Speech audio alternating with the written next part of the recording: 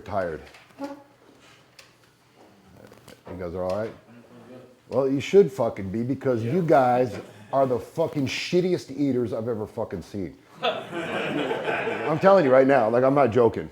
Like, what I see up there, it's fucking kind of ridiculous. Like, who here respects themselves? To me, you all look like bullshitters. Someone does. Someone's eating clean in there. But you're not respecting yourself by coming to a learning thing and eating sugars. There's not one fucking good thing up there. I see Ritz crackers, sodas, candies, chocolates, muffins, cupcakes. That's fucking embarrassing. You guys should be embarrassed. Seriously. If you're coming to a place like this to learn, you wonder why you're tired? Because you're fucking eating shitty. One of the worst things for your brain is sugar. Okay? It's one of the biggest fucking addictions there are. As a matter of fact, it is the biggest addiction on this planet. So to bring that into light, you know, when there's done rat studies, and rats, they have either cocaine, heroin, and sugar. You know what they keep coming back to? Sugar. All right? Sugar is a dangerous drug. And coming from me to say that, it's scary, because I've done lots of drugs. All right? And to me, it was the hardest thing to quit. So I just want to mention that, because your health has everything to do with it. Like right now, the way you guys look, you ain't gonna get pussy tonight. I'm telling you straight up. Your energy is fucking waning, the way I'm looking at it. Like, nobody looks inspired here. You all look fucking tired. And if you think you're gonna go out tonight and get pussy, you're fooling yourself, okay? It's about electromagnetic energy. It's about the aura that you have around you expanding into other people's world. And if you're tired now, all you're gonna be doing is leeching from a person, because your energy's down, okay? When I walked through, like last night, okay, I went to a strip club. It was their big party, and they were doing this like once a year, Miss Pacerette thing. And I went there, and my energy's beaming, and you can sense people, because your aura extends. When someone walks into your aura, which mine could be measured at 30 feet probably, right? People, something hits them unconsciously. We're not even aware of it, but it exists, okay? There's no doubt about it. They're doing studies now. There's actually some footage from a lady called Virginia Hunt, who was a professor over at USC, and she was way ahead. She's a pioneer in this field of electromagnetics, and they're using Kirlian photography way back in the day. And they were doing this experiment, and they had the cameras on them, and it's actually picking up the auras. It's a special type of camera, and it's picking up the auras, and they have an experiment where they have a guy, his auras, you can see it. You can see his auras here, and they have him eating donuts and a hamburger and drinking it with Coke. Went down. There was no aura. Okay, so they after the experiment, they gave him a little bit of time in between, gave him some water in between, and then what they did is they started him eating an apple, and you can see going off of one sprout, like one sunflower sprout. As they measure it, it's got an aura around it at 3 feet. It's live food. Okay, you want to feel alive, you got to eat live food. Okay, everything you cook, it's dead. Eating dead has never produced life, ever. So I'm going to talk a lot about this, because I see you guys' energy is just fucking shitty. Like right now, like who here thinks they're pretty healthy? Okay, so I want to do an experiment. Okay, you ready, John? Everyone find a little place. We're going to do push-ups. All right, and John, or Johnny, do me a favor. Right, do me a favor. Anyone who's not keeping up, just say, tap them, you're coming up, right? What? Yeah. Anyone that's not following, or they're stopping, tap them out. Tap them out. All right, you ready? Yeah. All right. Everyone, come on, get down. I see fucking guys lagging back there and shit. Making sure you're like, okay, I'll let him stand up. They're cheating on you. Don't worry, relax until everyone's down here. They're finding places to stall. And I don't care if you're not going around the corner, get back around the fucking corner. Try to hide it. It's not a time to take a shit right now.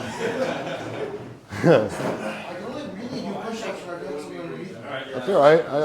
Like, this is all about it. There we go. We can find room. There you go. Come on, guys.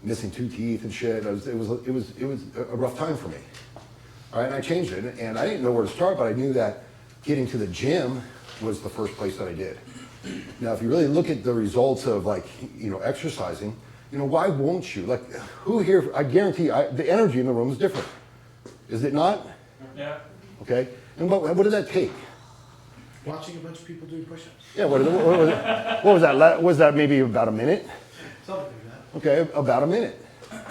That's all it takes to change your energy. And you can set it up and you can do the things that you want to do. There's no excuse not to work out. You can work out at your house at your convenience in a lazy way. If you're lazy, then you can do it in a lazy way. Like I have things set up in my house. It's simple. Like if I have weights and I have an arm day, because the way I work out is do Mondays chest, Tuesdays back, Wednesdays shoulders, Thursdays arms, and then I do legs or extra cardio on that thing. One a day. Very easy, manageable. And if I'm lazy, and I have weights around the house, let's just say I would like wake up, I'll go over and just do a set of curls, put it down. 2 hours go by. Okay, I go by, I'm like, yeah, all right. Exercise is better than no exercise. All right?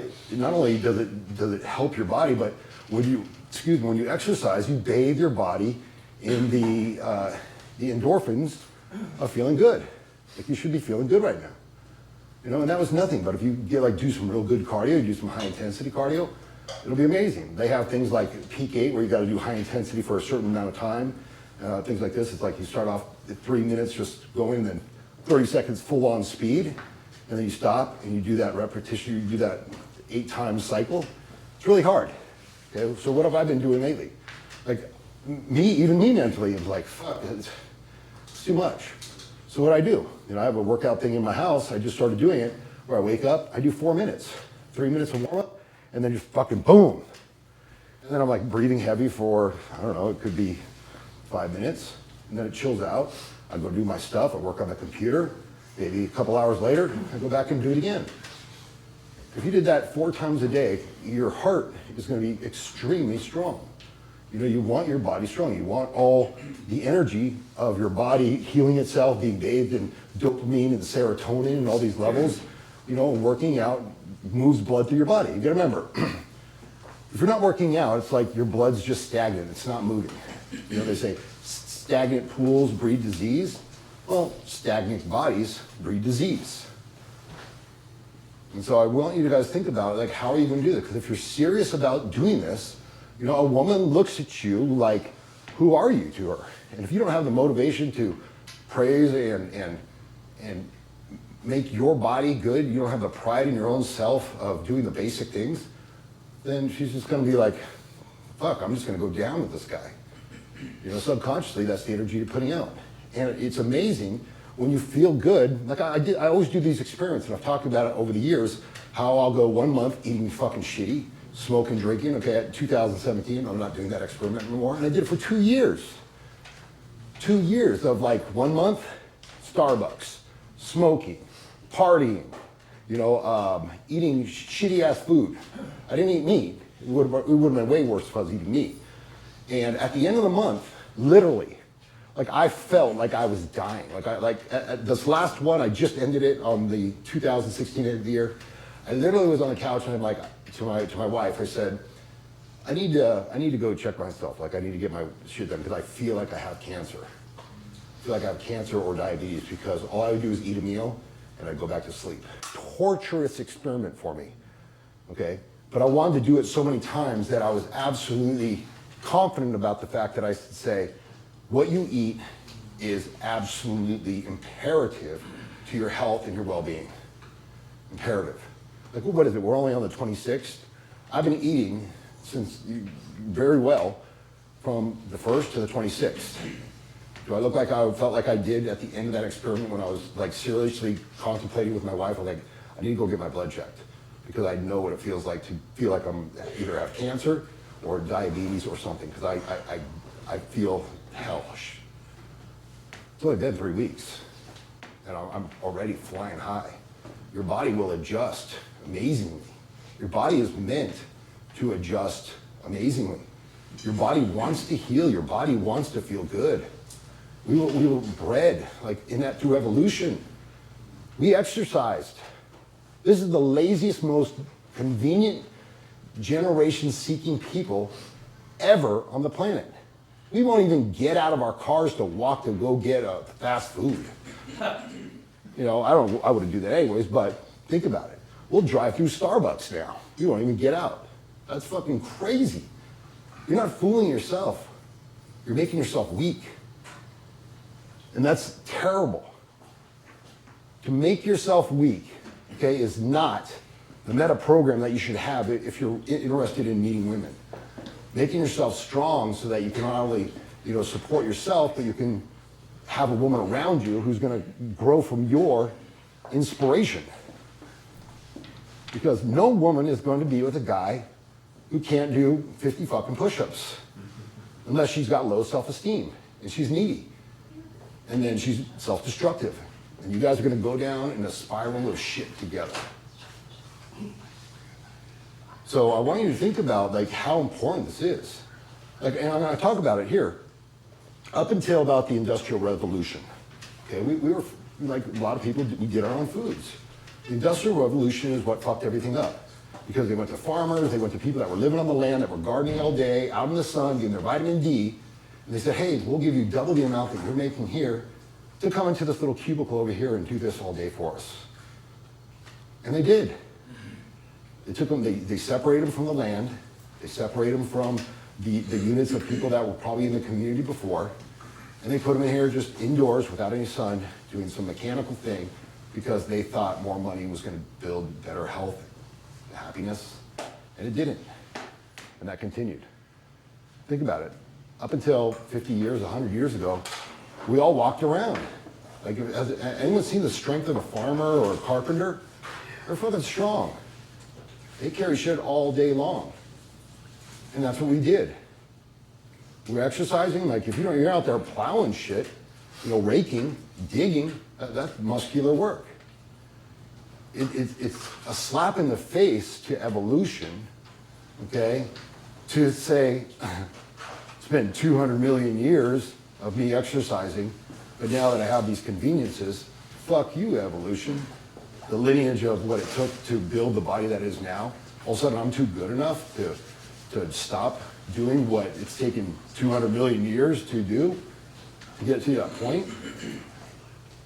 It only takes 30 minutes of exercise a day to maintain your health.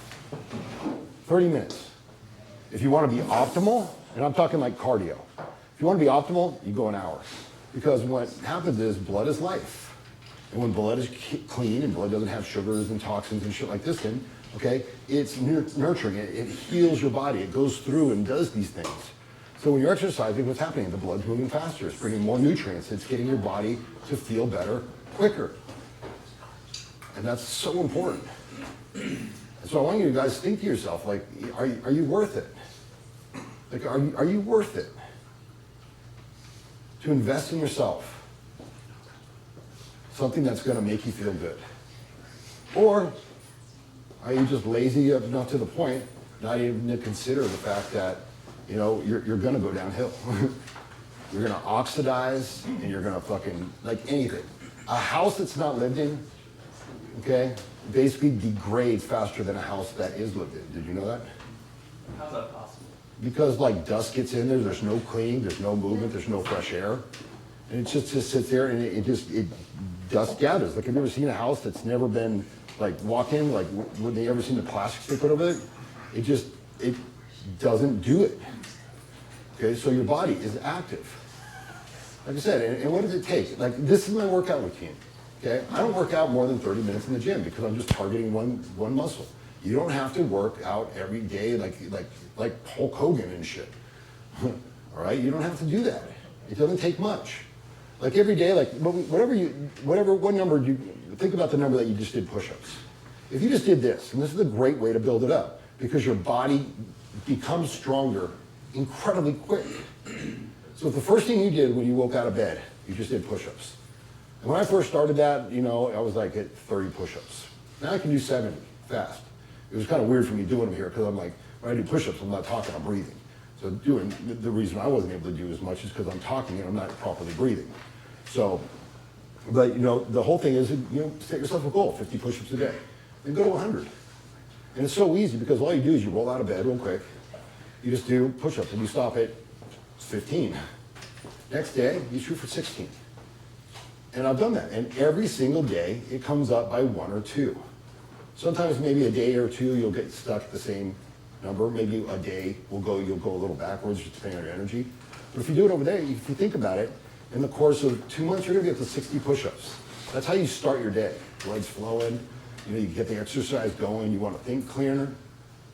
I mean, I talk a little bit about the book Spark, and Spark is talking about how important exercise is, and the trick of it is, they took a class of like, I think it was Illinois or Indiana or something like this. Terrible, they were doing terrible in their grades. And they scored like very, very low on these tests that are like world tests of, you know, how good a person is in academics. And for one period, they made a 0 period where it was exercise. And they got them up in a high level heart rate where the heart rate was beating at, you know, 80% their maximum. Okay, after 1 year, they were #1 in the world, math and science. Okay, how do you replace, your brain, it has neuroplasticity, it does. Okay? The old myth was your brain does not change. Okay, it reaches a certain point, that was a myth, it's completely proven wrong right now. If you want to have neuroplasticity, the development of new stem cells in your mind, in your brain, you exercise. Best way to do it. High intensity really cranks it up. If you're doing like the high intensity, it releases growth hormone. Growth hormone is not, growth hormone is actually wrongly labeled. It's not growth hormone, okay? It's youthful hormone, okay? When you secrete it, not only do you burn fat, okay, but your body feels better, your skin looks better, your body works better, it digests better, okay? So if you just did like that one thing, like just when you go home today, and it doesn't matter what it is, just 30 seconds of all out intensity. So you could be doing this, like, okay, you just wake up and just do it once a day to start. I'm all about like just starting slowly. So let's just say you have a pool, okay? You're there, take a couple warm-up laps, and then just for 30 seconds, just fucking swim or kick and just move around as fast as you can. 30 seconds, when you're done, you're gonna be breathing really fucking hard. Okay, but when you're done, you're gonna notice that you feel better, your energy is spiked, you're breathing, you're awakening your body. That's it, just do that for 1 week. And then you know what? Then do it twice. Go out there, do it maybe in the morning, and then do it in the afternoon. It's easily managed that way, but you're making change. And it doesn't have to be that. It could be like jumping, you know, getting down and doing those where you jump down, get down, get jump. You just want to do something that's going to breathe heavy. If you could run in place, you could hit a punching bag. Burpees. Okay? Huh? Burpees. Burpees are great, yeah. Any of this stuff. You know, like have your, and think about it, the natural way is it? It's like, think of kids. Have you ever seen kids on a playground? What do? They fucking run around real quick and they stop, and then they like do their thing, and then all of a sudden, okay? That's really what helps kids, you know, stay youthful. I mean, obviously they haven't got the amount of toxins built up in their body yet, but that's how important it is. It's extremely important. And I really just want to make that point to you because like right now, I went to bed at like 5 in the morning, got up at 7. I had to fly out here. I took a little bit of a nap before, but you know, I can go out right now. And the nice thing about it is when you have natural energy moving through you, like you feel good, you don't want to drink. Like last night, it was a big test because I guarantee when I was smoking, okay, like the last month and stuff like this, like I was addicted. I bullshitted myself, but I was like, it was the hardest thing to quit. Like anyone that quit smoking, I have a lot of respect for. And I went to the bar last night, didn't drink at all, didn't smoke. Around everybody, and I was like, you know, you're feeling it, you're like, oh, that would be super easy, just go ahead, give me a drag. Okay, and I was feeling it. But when you have that level of respect for yourself, when you raise your own bar, you know, when you raise your own bar of what you're used to and what you really want, you actually look at yourself like you're an original blueprint of you here on the planet for the first time. It's magical to think about that. I see everyone says, oh, I'm just like everyone else. That's the stupidest fucking belief to have. There will never, ever, ever, ever, in all time and space, forever, There will never be another you who has your specific characteristics, your own thoughts, your own DNA, okay, your own ability to exist in the world that ever will come through this earthly plane again. This is your time here. You're gonna just want to be mediocre? You're not like everyone else. Okay, you're in a sea of people, but if you want to be like everyone else and you want to keep your bar at what society thinks you should be, you're screwed. You're not going to be like jubilantly happy and excited about life. Okay, you're here for a reason, and I believe you're here because you want to improve, and that's a great thing to want to improve. My question is to you is, by how much? You know, give yourself a challenge. How good in the next year will you allow yourself to feel? Because most people are conditioned to feeling bad.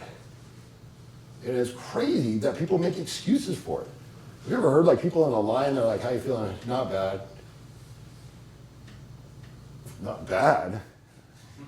Wow, that's a good standard you got there. How you doing? I'm cool. Okay, that's better. You know, when people say, how you doing? I go, I fucking feel good. And I look at them, and then all of a sudden, I raise their energy by looking at them. And I look at them, and I go, it's true, right? And they go, what? I go, feeling good's good, isn't it? They go, yeah. I go, you feel better already now that I'm talking to you, right? They go, yeah. I go, you're welcome. You know, when you can move through it and do that all the time, okay, it's crazy. It's just, listen to people. It's kind of like, what level did you raise the bar to? Like, when you got that thermostat, when God's all, here's your thermostat, I'm feeling good. You're like, I think I'm going to set it at, not bad. You know, like, in your mind tonight, like, on a scale of 1 to 100, right? Who here is, like, at the scale of how you feel good? Like, I'm talking like amazing. Like, blissfully fan-fucking-tastic is 100. Okay, and good is about 50, okay, and not bad is like 25. Where do you think you set that at for yourself? And what do you have to do in order to get it to fan-fucking-tastic? That's the whole point. When you're proud of yourself, when you know you look good, when girls are like, let me see your abs, and you lift up your stomach, you're like, I don't give a fuck who you think you feel good. You know, when a girl's like, take off your shirt, you know, and you do, without not being all like, oh, look at me, you just take it off, and there's a respect level there. I mean, you want to stack your odds in your favor. You want to be intimate with women, and that's a good thing. I concur, okay? She wants to be your huckleberry, but she's not going to be your huckleberry if you don't respect yourself enough, because she can read that. Okay? She wants to look at you and be like, you know what, he takes care of himself. He has the basics down. You don't need a lot of the basics, you know. You can learn stuff. Thank God for YouTube. You got something out there, like learn how to pair your colors in your clothes. There's one aspect. Okay? Go get a good haircut. There's another aspect. You know, just chisel away. Like, because the thing where I started from, I did not know how to dress good. You know, and I still have issues sometimes. But I would wear plaid with stripes. I didn't know. I would wear my socks fucking pulled up. I didn't know. Okay, like, it's crazy. Like, that's what it is. But what did I do? I stacked my odds. I started with working out. Okay, I got my body to a level, and it didn't take long. Within 6 months of working out, girls were like, wow, you're fucking working out. You're seeing that. It doesn't take long. And a good generalization is, if you're thinking about it, take the amount of years you haven't worked out. It's going to take you, so if you haven't worked out for 6 years, it's going to take you about 1 month for every year that you haven't worked out to start to get in shape. So if you haven't been working out for 6 years, it's going to take you about 6 months to get in pretty good shape. All right? And that's with commitment. That's with consistency. Okay? And when you start your day off like that, you have more energy, you get more productive, you're more focused. I mean, is that asking for too much? It's not. You don't get excited about that. And then all of a sudden, let's just say you start cutting out the processed foods, which you should anyways, because they're absolutely horrible for you. And there's a lot of what they call xenoestrogens in there, which are being leached into your body from all these foods that you're eating and the hormones that you're eating in the meat. You think these meat from McDonald's and all this other shit you're eating, okay, is healthy for you? No, it's fucking stacked with hormones. And when hormones, you eat hormones, okay, your body looks at it and does pretty much the opposite. It's like, oh, release estrogen. That's what happens. So when you eat meat, you're actually feminizing yourself. Okay? Think about this. The myth is out there, you need to eat a lot to get big. All right? Who here thinks, like, who here knows the normal protein standard of, like, working out? What is it? It's 2.53 grams per gram of body weight. So if I'm 70, 80 kilos, it'd be 108 grams. Okay. Anyone else have a theory? I heard a pound, 1-to-1 ratio. Okay. The body's like only 3% protein, what they need. Good, good. The point is, that's way too much. You're actually creating an acidic state in your body by doing that. Okay? You know how many grams of protein I eat max a day? 70 grams. Do I look like I'm weak? Okay? I eat properly. Absolutely eat properly. You know, that's taxing your kidneys. Who gave out that report of you should do this? The people who sell protein. There you go. Hey, let's fucking jack it up. Let's make it 5 times per protein if you really want to get big. Okay, because you buy protein. Even Arnold Schwarzenegger finally came around and started realizing, like, yeah, like 70s like max. If it's absorbed. Most people are so nutritionally deficient in vitamins and minerals and all this kind of shit that your body's not going to feel good. You're like think about it this way. Imagine if you went to Home Depot and you built a house with all the shittiest wood. Okay? And then you built another house with all the premium wood. What would happen to both houses in 30 years? What do you think? I don't know how spiteful you are. Because, I mean, you can burn them at the same rate. The point is, your body is that. And when you eat this food, like, dude, like, that's crazy, like what I'm looking at right now. It's just fucking crazy. Coca-Cola, Sprite, there must be 30 Sprites, Coca-Colas, Red Bulls. That's insane. Yeah, it's insane. Toss them out an apple. I'll eat an apple right now. Throw it to me. All right. I'm good with an apple. As a matter of fact, in high school, I actually threw an apple, because we used to get pooped on by the seagulls. And I threw an apple. I'm not proud of this, but I threw an apple in the air. It hit a seagull and killed it. And it fell down in front of, like, we had a special... Did you at least eat the seagull? No, it was actually very traumatic for a lot of people because, like, we had a SACSOC program, which was people that were mentally challenged that would go to our school, and it, like, fell down in front of all of them, and it just died. And I had this teacher named Mr. Schneeman came up, picked it up, and put it in the trash can. I was like, I felt like a big dick. So I'm dangerous with an apple. Hey, Eric, stay here. Welcome to the floor. Where do you get protein from? All right. First of all, who here thinks whey protein's good? Is it rich? Whey protein. No way. It's a waste big that's good. Yeah. All right, whey protein is toxic on your body. Let me tell you the story about whey protein and how you have been manipulated. All right? Whey protein was a byproduct of the milk process when they're making milk. It's a byproduct. It's a milk protein, casein, and casein is linked to cancer. All right? So the first two letters are the same. What? The first two letters are the same. That What? should be that giveaway. Okay. Casein and cancer. Yeah, well, there's a big point to it. So what they were doing is they have to pay, because it's a hazardous material, basically, all right? They had to spend millions of dollars each year, like properly sealing the whey extract and all that shit, and they had to put it away because it was damaging to the environment. But it is a protein. So some genius, and this is absolutely genius, said, hey, you know, it's a protein, let's sell it as whey protein. So they went from paying millions of dollars a year to having to, you know, house it properly, to making billions of dollars a year selling it to you to eat. How does that make you feel? But I feel like I've been tricked. That's right. We've all been tricked right now, and we're all waking up. Doesn't it help with muscle growth after working out? Yeah, protein's good. Protein's absolutely, you need protein, all right? But a lot of people, like it, the myth is that you need more protein than you do. When you were growing as a baby, you grew the most when you were a baby. That's when you were developing the fastest. What percentage is breast milk? 3% protein. How does that happen? That's about the same ratio that you want to be eating your protein. It's what they've marketed to you, they got in your heads, they fucked you over. Okay, I'm saying stop. Don't think that way. And there's good proteins out there. Like I'm a vegan, so I eat like, vegan protein. You got green pea sprouts and green pea protein. It's a complete protein. It's got all the essential amino acids in there. Vega's expensive. I won't buy Vega. What I buy is Sunware protein because it comes from a fermented brown rice, and it's got a chemical on it that's called IP6, which is probably one of the strongest anti-cancer causing agents that there are. So I like Sun Warrior, okay? And you gotta really get to the point. Are you eating for pleasure?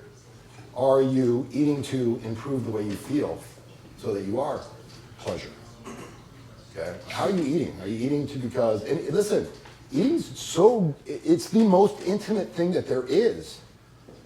It is the only thing. Even sex, well, it depends on what you're doing and swallowing, but even sex is usually not as intimate. At least at not the rate and consistency, okay? Because it's the only thing that we take out from the outside and put into our bodies. It's the most intimate thing there is, okay? And socially we're conditioned to go out and we eat, okay? When we're driving, we're eating. Your body doesn't digest things like that. The best thing that you can do if you really want to start digesting your food properly, because remember, there is a hollow tube that's going through your body. Hollow tube. It's not even a part of your body. It's a tube from your mouth to your ass. Okay? It's not what you eat, it's what your body absorbs of how you get the nutrient. Like I said, most of you guys are nutritionally deficient. And I'll give you a couple reasons why. One is you guys are mixing your foods. There's a thing called food combining, right? So if I eat, put it this way, if I eat sugar and I eat starch, you know what that creates in the stomach? Alcohol. Think alcohol's good for your stomach?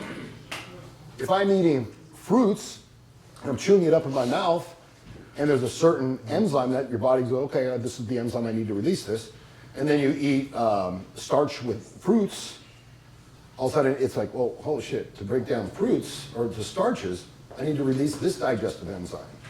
And all of a sudden they're in the stomach and they're clashing, and all of a sudden it turns into this toxic, muddied soup. And your body's like, I'm not digesting any of this. So you can eat all you want, but you're not gonna get strong. You're not gonna get nutritionally dense food in you.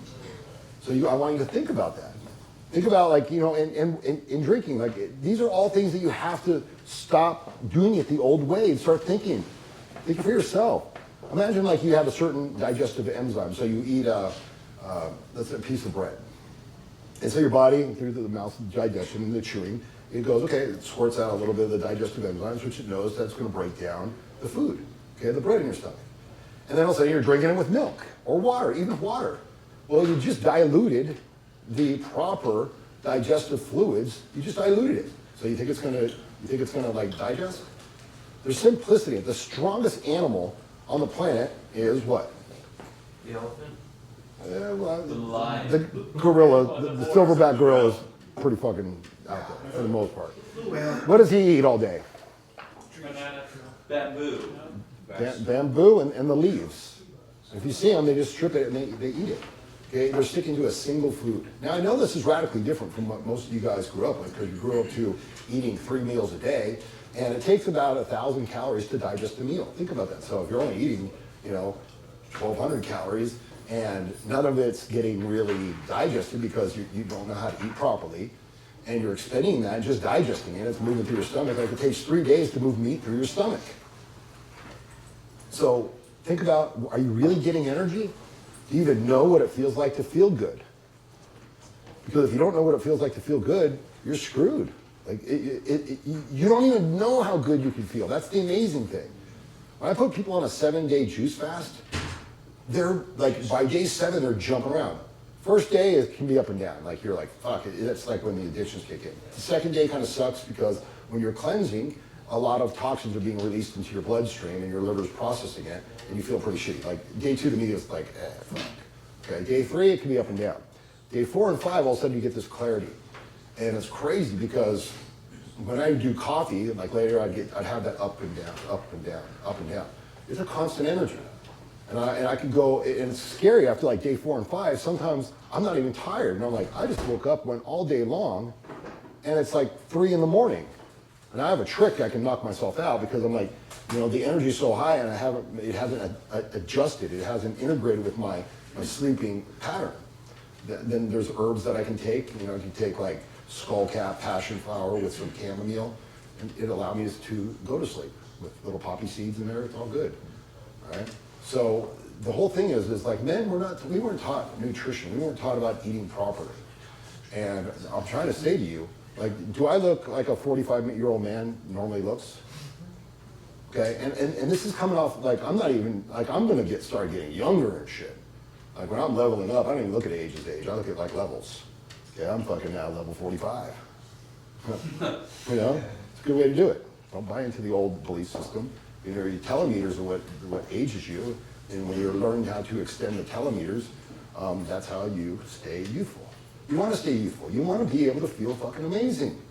You want to be able to say, hey, you can start from anywhere. And listen, even if you're like feeling dead tired, if you just do one little thing, just make that commitment to yourself, it'll be amazing. If you work out 2 months in a row, you're going to wonder to yourself, how the hell did I ever live that old way?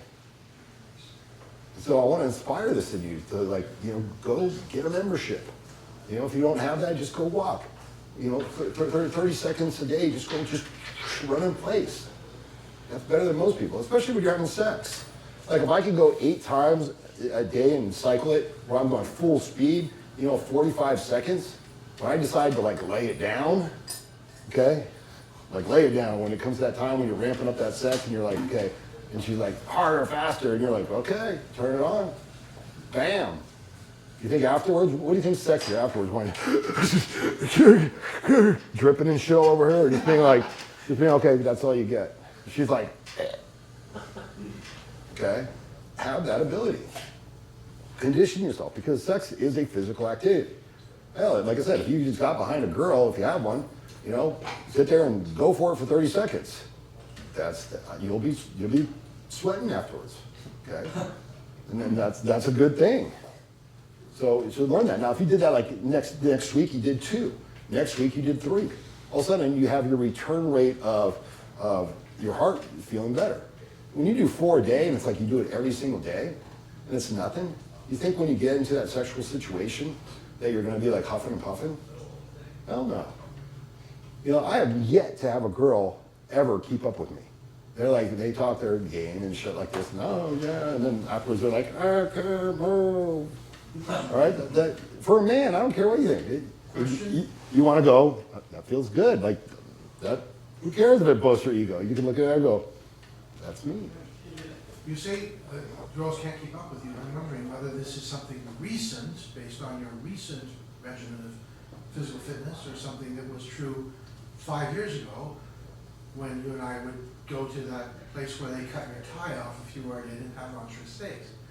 Did you also find in those days women? Yeah, I was conditioned for sex. I had lots of sex. So, I yeah. understand. I just want to make sure that it's clear. It's been consistent. Girls couldn't keep up with you then. No, now it's like I don't even bust a sweat after like 30 seconds of going because I'm kind of conditioned. It's not as hard as me going, roar, roar, roar, roar, doing all that. It's actually just like, bam, bam, bam, bam. You know, I'm not even breathing hard. They're like, all right? You've got that experience. You're gonna be like, come on, pick it up, girl. Like, have fun with it. Like, that's the whole thing about it, is having fun with women and being playful about it. Like, calling them out a little bit. Like, hey, is that all you got? Come on, man. You know, do I need to, like, take you to the gym and get your ass going? You're 23 years old. Like, this is ridiculous. You know, 45-year-old man, just like, you know, that's not happening. You know, and you put that like that on them. Like, in a humorous way. You know, and you can do that because, you know what, she's gonna get inspired. She's gonna be like, fuck. She's gonna leave feeling like, what the hell?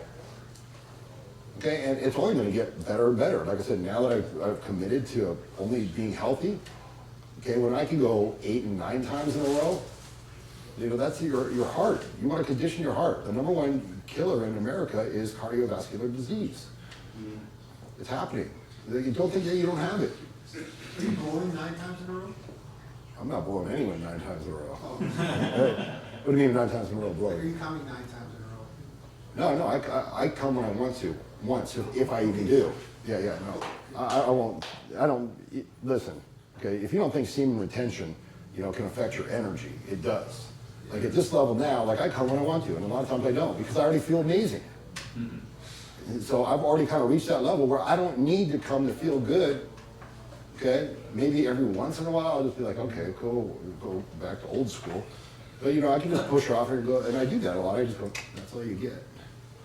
She's like, I don't want you to come. And I go, no, I feel good, I'm cool. Like, like I'm breaking that paradigm. Like, I don't need to come to feel good. Like, I feel good. What do you do when a girl starts bugging you about it? She says, well, you're not coming. I just go, tough shit, shut up. Okay. I'm sticking in your ass. I joke like that. Like, I'll tell you what, I'll come, but I'm not gonna come in your ass. They changed their mind. They're like, maybe I shouldn't. No girl wants to be walking around all day long dripping out her ass. All right, it's not cool, but that's the humor I have. I have like that ability to do that because I understand that it's not serious. And it's not creepy. Like they were talking about earlier, like the creepy guys. Like you get to the point where you're just like, you have fun because you want to have fun and meet people and enjoyable conversations and stuff like this. And you can flirt, you can easily flirt and have fun with it. It doesn't mean you have to go anywhere. See, when most guys fuck because they want the release, they want that orgasm. So when you feel good, your energy's already up on a level where you feel magnificent. Okay, like sex, it's not as important. Okay, but it's something that you can add. It's a pleasure enhancing thing. It's not the main thing. Like lots of people feel shitty, so the sex and the release is probably the best that they'll feel all day, but it's very temporary. And then afterwards, you release zinc, and here comes down here. If you're jerking off 5 times a day, every ejaculation that you have, you lose between 1 and 3 milligrams of zinc in your body every single time. So when you're eating healthy, like if I'm going to tell you like the one of the things that you guys should be doing every single day, because zinc helps a lot of the sexual hormones and things like this. There's 2 things that you should be doing: mung beans, okay, and pumpkin seeds. And always soak the pumpkin seeds for like half hour because there's like enzyme inhibitors on them, which basically protect the seed from animals eating it. So you soak it, and it just kind of they wash off. You'll notice the water's dirty. And like I said, just do like 100 grams of pumpkin seeds equals about 8 milligrams of zinc. Now the RDA, the recommended daily allowance, or what they recommend that you do for a person is 11 milligrams. So if you eat like 100 grams of mung beans, okay, which are good, it's a sprout, okay, so you're going to get that bioenergetic energy from that, and you mix it with a handful of pumpkin seeds, you're set. When you say live foods, is that the sprout that you can get in the market, or does it have to be like taken out of the ground in the last No, you can get the sprouts. You can get sprouts from the market. Like you can do your own sprouts. Here's the thing: 1 pound of seeds, a sprout, okay, like 1 pound of seeds of any sprout, when you sprout it, equals 10 pounds. So like it's cost effective. I mean, think about it. You're eating for pennies on the dollar the most nutritious food that you can have. It's got the biofrequency in it, okay? It's so easily digestible. Most has a complete protein. And if a gorilla can get its protein from that, why can't you? We're no different. All we've been bullshitted by the milking, the drug, and the food and milk meat industry, brainwashed like to be a man, you gotta eat. It's ridiculous, it's stupid. Why would you do that? Why would you think about the energy that it takes for a hamburger, a meat, takes 3 days to move through your system. How much energy is that compared to a green drink? How much protein is instantly getting absorbed into your bloodstream when you just drink a green drink?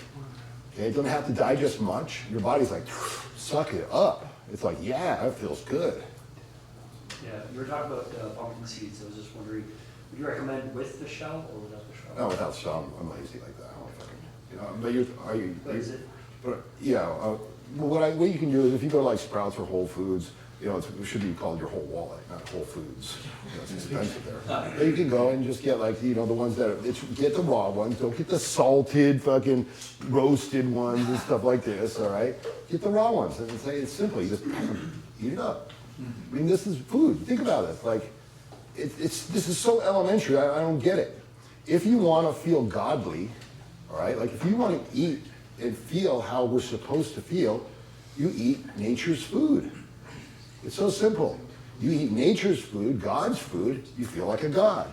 You eat human food, you feel like a human. And most humans don't feel good. It's crazy. Like it's even built into the foods that you eat. Have you ever noticed this? Like, is there any carrots up there? Have you ever cut a carrot in half and looked at it? No, seriously. Have you ever cut a carrot in half and looked at it? What does it look like on the inside? There's like a little ring. You ever seen that little ring? Okay, what are carrots notoriously, or not notoriously, but famously known for when you eat carrots? Beta-carotene. Your eyes. It's in the fucking food. God's saying, look, dudes, cut it in half. Carrots, eyes. You ever notice like the red foods? Okay, like if you ever get like a pepper or a tomato, okay, and you open it up, what does it look like? It's got 4 chambers. What do you think 4 chambers is like? Heart. Exactly. Think about cruciferous foods. Broccoli, okay? Brain. Think about walnuts. Omega-3s. Huh?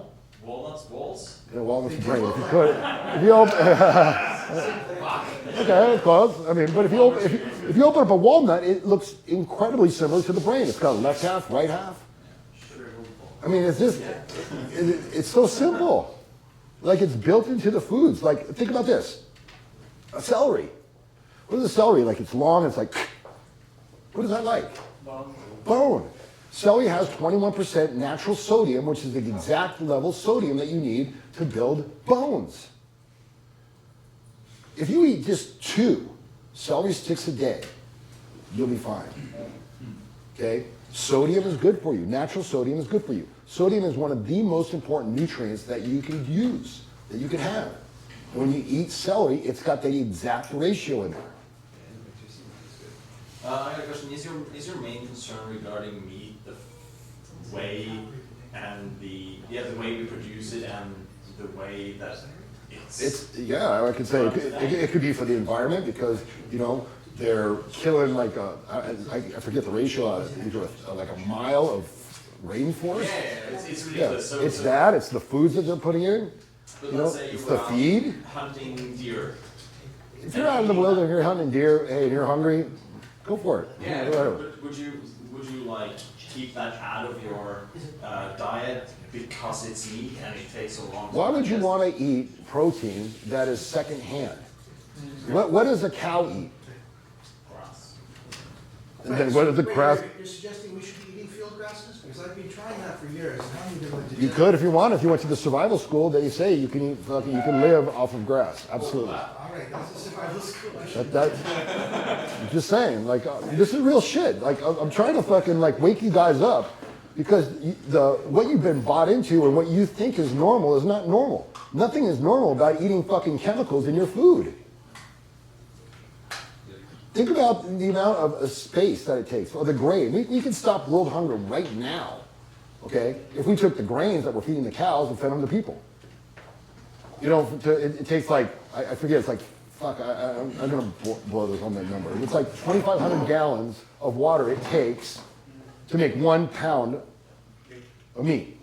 That's crazy, you know? So these are just things I want you to consider. Like, do I in any way look unhealthy? I have not eaten any type of meat for 7 years. Okay? Water. Think about the water.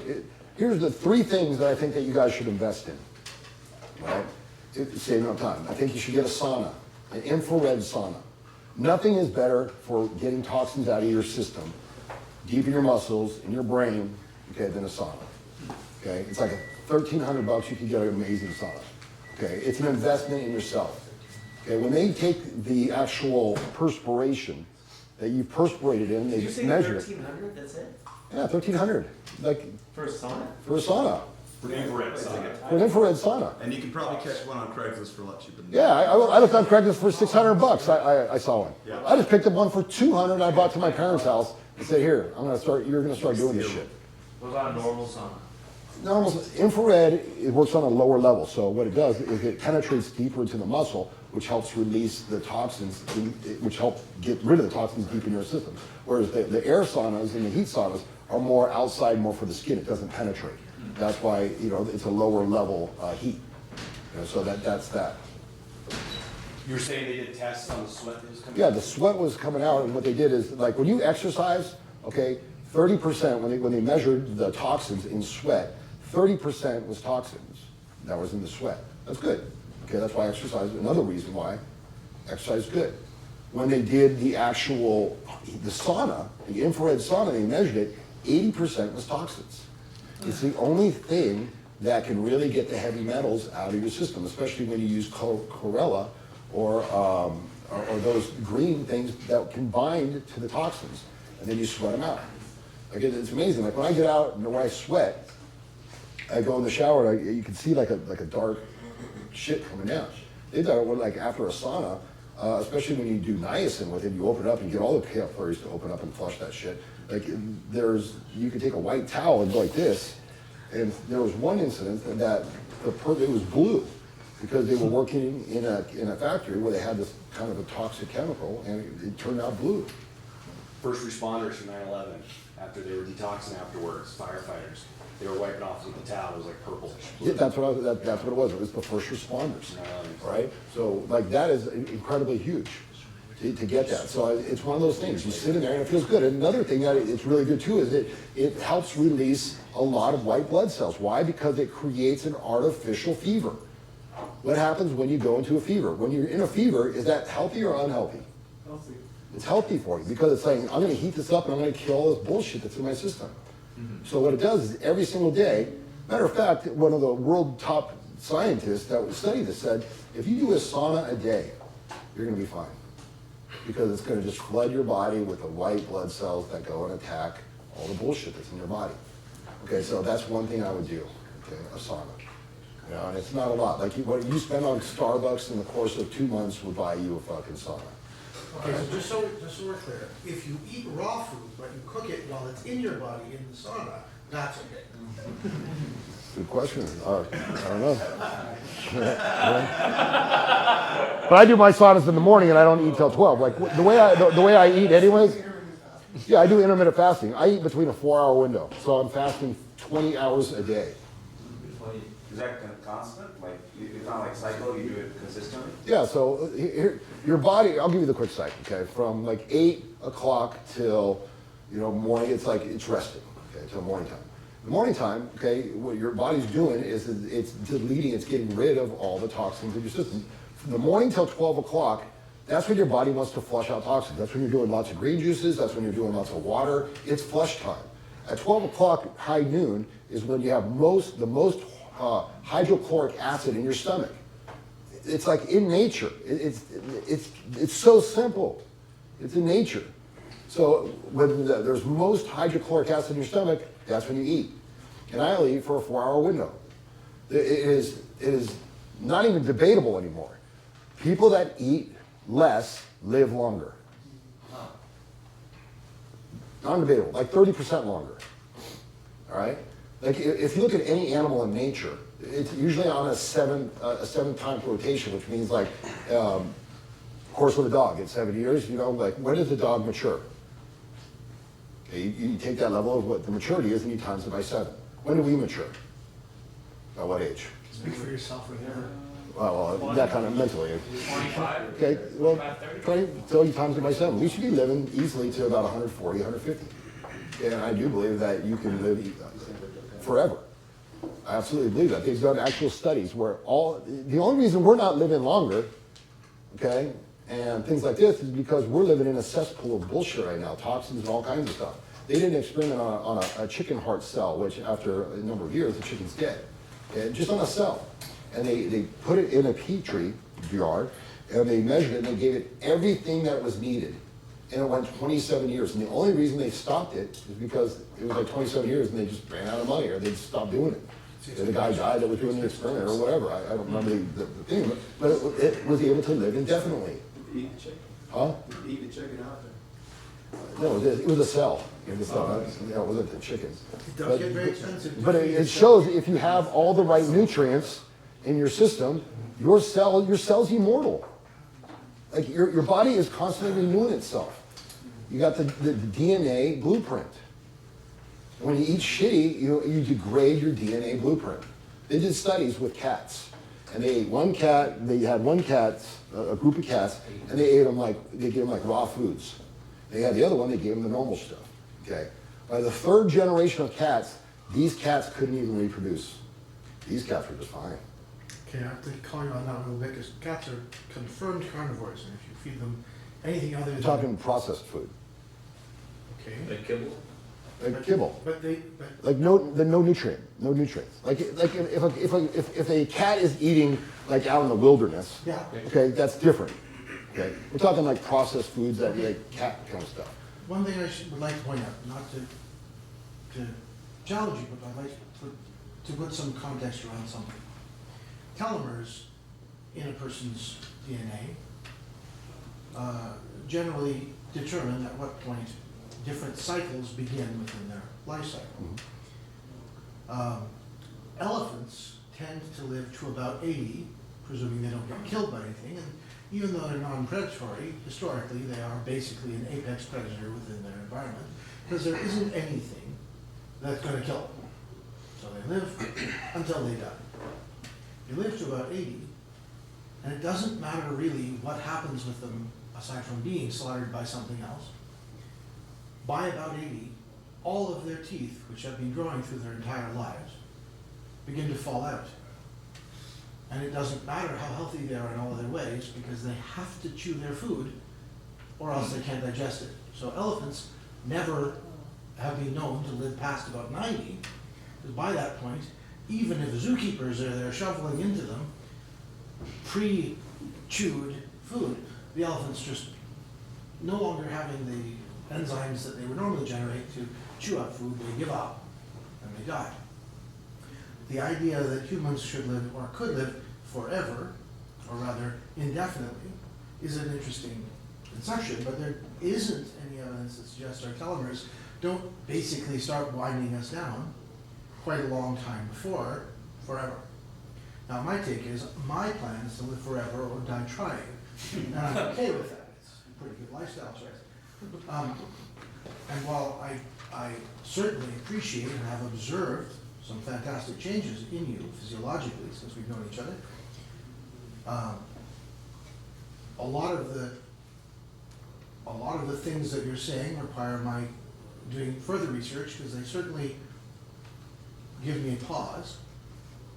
But please do carry on. I want to hear more of what you've got to say. Well, I mean, we live in a cesspool of stuff, and if you're not doing daily maintenance on it, think about this. You know, the averages for a person who has one of those really nice old school cars that they put in the shows, the average daily maintenance is on those to get to the point where, you know, you have a Henry T. Ford still looking immaculate. It's amazing. You know what the daily It's huge, I'm sure. It's about 3 hours. Wow, 3 hours. 3 hours. It's Every a day, labor or of like a love. person just gets a labor of love. Okay, so you know, 3 hours is still not a lot. And if you're walking and stuff like this, like that's to maintain something that doesn't renew itself. You do renew yourself, so you don't need to do it 3 hours. Okay, because that's what happens. Our cells are constantly replacing themselves. What about if you're in a job or something, or in an activity that requires you to sit down for a long time? Because I could be like, I could go to the gym, but sometimes it feels like I have to do work on the computer, and it just kind of brings down. Okay, well, it's the easy fix on that one. Okay, so let's just say Monday.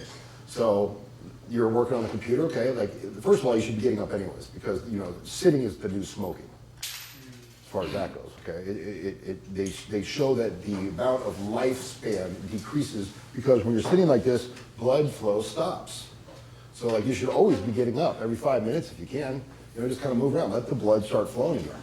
Okay, so what if you did like every 10 minutes? All right, think about this at work, every 10 minutes, or every 20 minutes, or every half hour, or every hour. Okay, and you just got down and you did a set of push-ups. Okay, at the end of the day, you just did like, it could be up to like 500 push-ups. Okay, let's just say you brought weights, little curl things to the thing, to your work. And you take a little break, you stand up, and you just grab the weights, you just do a quick set. You did that all day long. That you've done enough. And you only do that once a week. So like Monday, you're just like, I'm gonna do this. Simple. Okay, you can do dips. You can do dips for your triceps. You can absolutely be healthy at work. You want to get up, you want to move, okay? Remember when I talked about the high intensity? Like you're at work, you just take a break, you say, I gotta go to the bathroom. Okay, you go in the bathroom, you come out, you do that in the bathroom, make sure no one's around and shit. You're doing this, and you come out of the bathroom huffing and puffing. They probably thought you were jerking off, but you know. But the point is that feasible at work? Could you do that? Go in the bathroom and just fucking shh for 30 seconds. Get your heart rate up. Okay, you come back out, your mind's cleaner, you're more focused. So everything is doable. It's just, are you able creatively to think around it? You know, you want to do, if you want to, you don't have anything for chairs, you know, like if you grab this, I mean, and this is hard for me, but you're going to find where, okay, well, that's good. If you don't have anything. You know? Can't find a partner, use a wooden chair. So there's all kinds of things. All kinds of things to get creative. You know, you could go like this. You can do triceps like this. And you do that all day. Just, you know, 8 sets every hour that you work. Get up, shake around, walk around for 15, 20 seconds, go to the bathroom, do those. Dude, you'll be a fucking stud. Hey, Eric, to piggyback on what you said about sitting, right? Sitting is incredibly sedentary lifestyle. Destructive, yeah. Yeah, it's really, really bad for the body. They've done all sorts of studies that, I mean, no matter what you're doing or what you're eating, even working out, there's not a whole lot that's worse than just sitting there for a long time. So they've actually come up with a standing desk. Right. And people begin actually standing, doing the standing desk. But what they've also found on studies now is standing the whole time really isn't that much better. You actually need to be changing from sitting to standing. I actually made a standing desk, and after the first day, I'm like, fuck this, because I edit, and it's standing the same thing. So sitting is not optimal, but a lot of us do. Like when I video edit or I'm editing, you know, music and stuff like this, I'm sitting. But it's the getting up, you know, and doing a little bit of in between. They've also created desks that actually raise up and lower, and it's just kind of throughout your day. It's an investment in who you are, but if that's going to be your lifestyle, it's definitely going to affect a lot in the long run. So I built something I call the walk station. A place where I put my laptop, I have the screen mounted on the wall. It is a treadmill. I climb on, I set it, I walk. I probably walk 10 miles a day. While I'm doing this, when I do my phone coaching, I put my headset on and I walk, or I wander around my house and I walk all the time. And this is probably the only exercise aside from fucking that I actually get, that I'm not in a position to do any strength building, any muscle building exercise right now. And it keeps me alive. But for the past couple of months, I haven't had it or been able to use it. And now that the weather's not so great in Vegas, actually going for walks hasn't been. So my intention is to get right back onto it. Next month is going to be or starting in a few days, it's going to be a big purge month. And while I don't think I'm going to follow the things that you're doing, I do believe that I'm going to make a lot of very, very major lifestyle changes for myself. Good. My intention is to go for 3 months eating about 650 calories a day, but never allowing myself to have fewer than 65 grams per day of protein. I'll have essentially no fat and certainly no carbs. And I'm going to No let fat, that's dumb. Well, I've already got plenty of fat. No. I've got so much stored fat. Then go with that belief. I applaud you for that stupidity.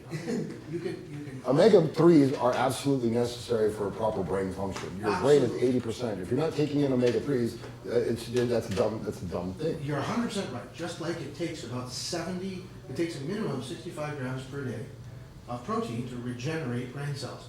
This is well established. Also, generally takes 900 calories per day to keep the brain alive.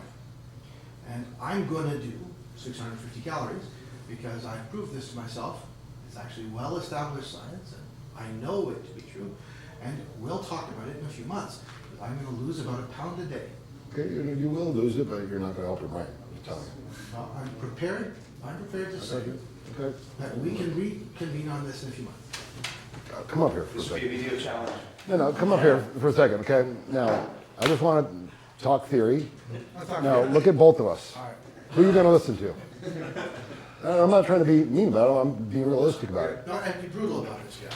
Yeah, Eric, obviously, with fitness. I mean, Okay. it's like, I know what the fuck I'm talking about. Your skin's shining too. And that's- I'm glowing. Yeah. That's the whole thing. but, so the obvious argument would be like, do you have a huge genetic advantage? Genetics don't get me off the couch. Genetics don't get me in the gym. Yeah, you're obviously using it properly. You're to the maximum benefit. But I'm I'm saying, stacking my hand the best I can. So, my dad was a pretty big guy. So, yeah, I do have good genetics, wide shoulders, like things like that. So I have good genetics as far as that goes. But that has nothing to do with health and longevity and the ability to feel good. you don't think there's a huge advantage? Like if I told you both to climb Everest, but you started in Santa Monica and Johnny started in Nepal, he's going to have a much shorter distance to go to. I think genetics definitely gives it a huge advantage. I disagree. I know. Tell me about tell me about the 80-year-old man who just started exercising, who just set the world record. His genetics aren't good. It's called commitment. Yeah. It's called fucking dedication. And there's no question that either of us should be committed. Eric, in the last 10 years, how many hours of weight training do you think you've actually done? I do about no more than an hour a day. Okay, 5 days a week? 5 days a week. 10 years? No, I've been working out since I I'm was saying for the last 10 15. years though, pretty much 30 years. consistently? Okay. Pretty good. Nah, I've had some bad spots where I got lazy. Right, but not very long. Yeah, some of them were long, but Trend line. trying to get back into it, So like overall, probably at least 2,000 hours of weight training in the last 10 years. probably either. I'm not good with math, so that's not. Yeah, it's okay. Yeah. If you find anybody else that you think is genetically predisposed to not be able to put on weight, have them put in those hours, because I've yet to see the person that's put in 2,000 hours of weight training and it's just looks mediocre. It just doesn't exist. Yeah, look at like I Toby don't fucking see it Maguire. anywhere. Toby Maguire was Yeah. doing Spider-Man. It doesn't matter. Yeah, Toby Maguire can get buff. Yeah. Don't give me any Yeah, shit. Like, it doesn't matter where you come from. I mean, it really doesn't. Like for optimal health, like when you're light and you're healthy and you feel good and your energy's glowing, like you're just naturally magnetic. You're magnetic. I just want to say though, I don't think all body types would grow to that bulky type. It's not about No, not at all. Not at all. It's about like every body is different. Potential for Yeah, each. maximum potential. Like I know skinny dudes that are in phenomenal shape and health, and they got that confidence because they feel good. Confidence is a direct correlation to how you feel good. If you don't feel good, you're not going to feel confident. I know I'm not even near confident when I go on when I was doing that fat binge. Like I knew my ability to even attract people. I was still social, but I could feel the.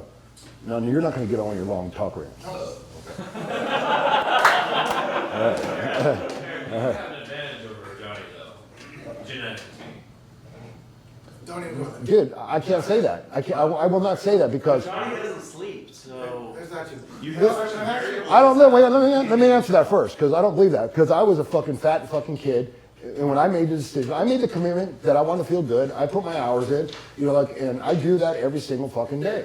So there is the genetic difference is he hasn't done the work I have.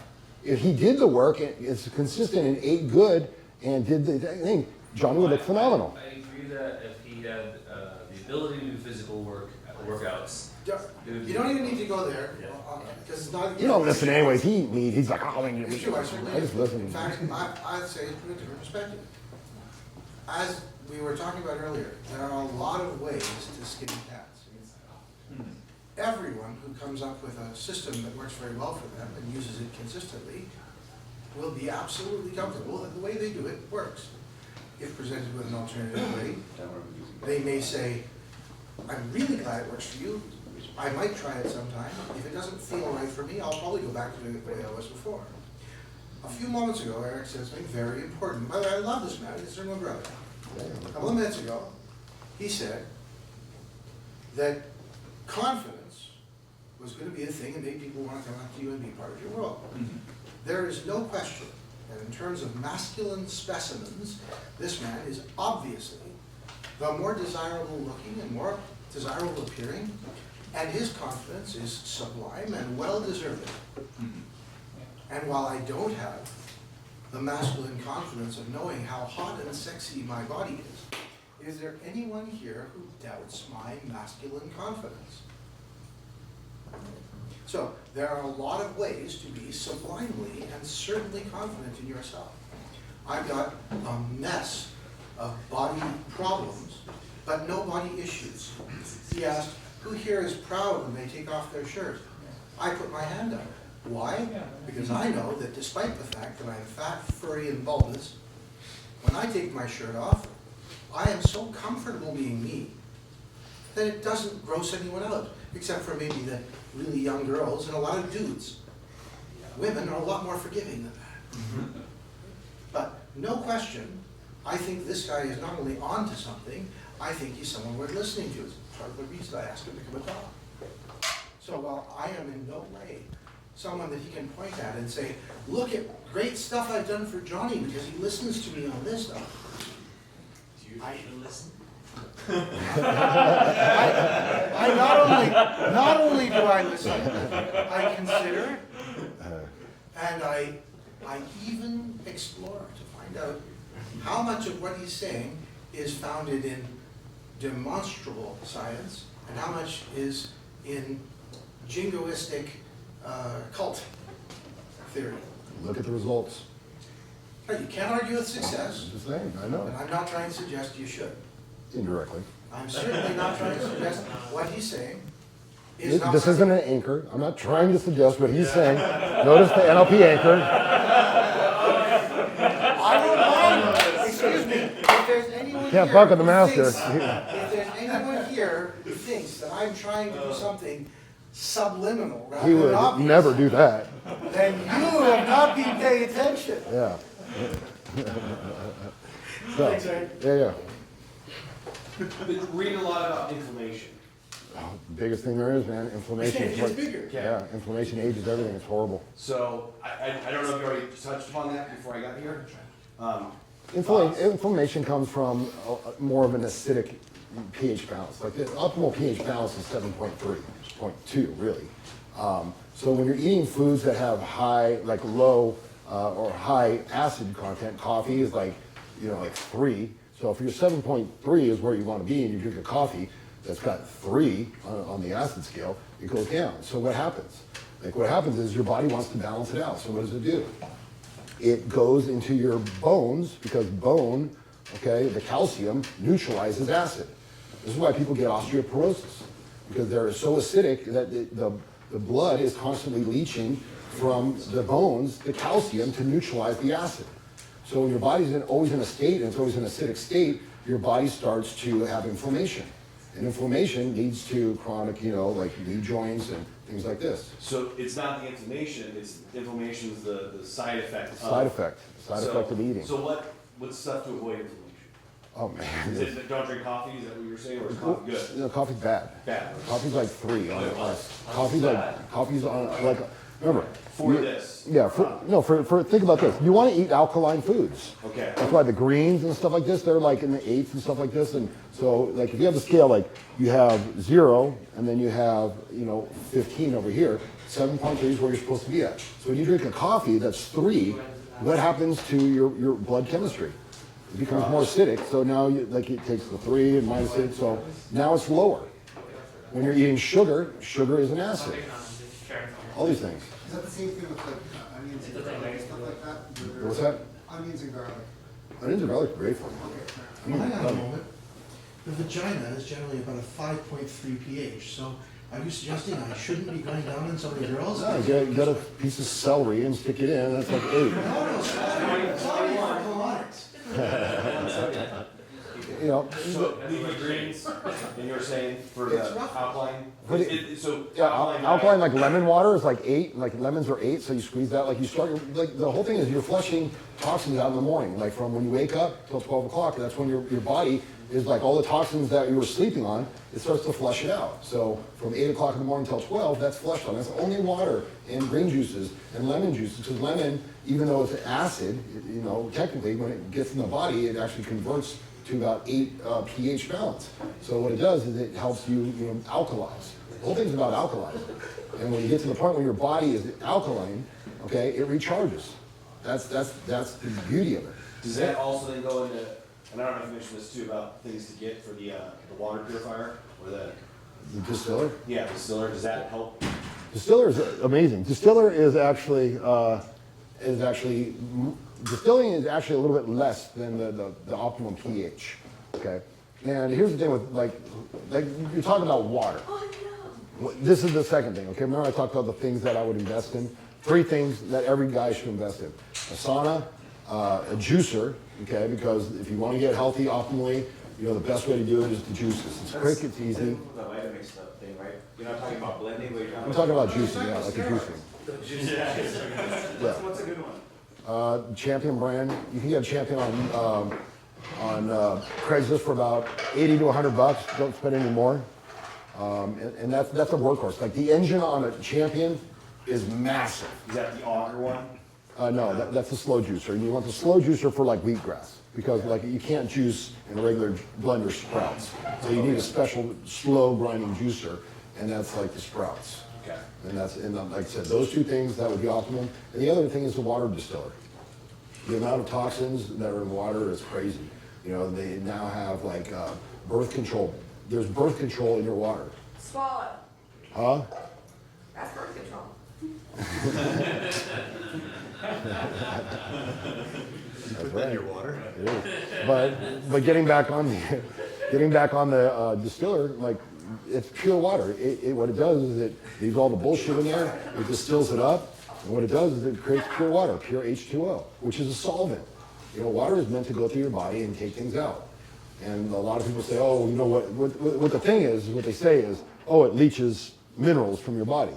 Yeah, it leaches the inorganic ones from your body. So don't buy into that hype. You're going to hear that out there.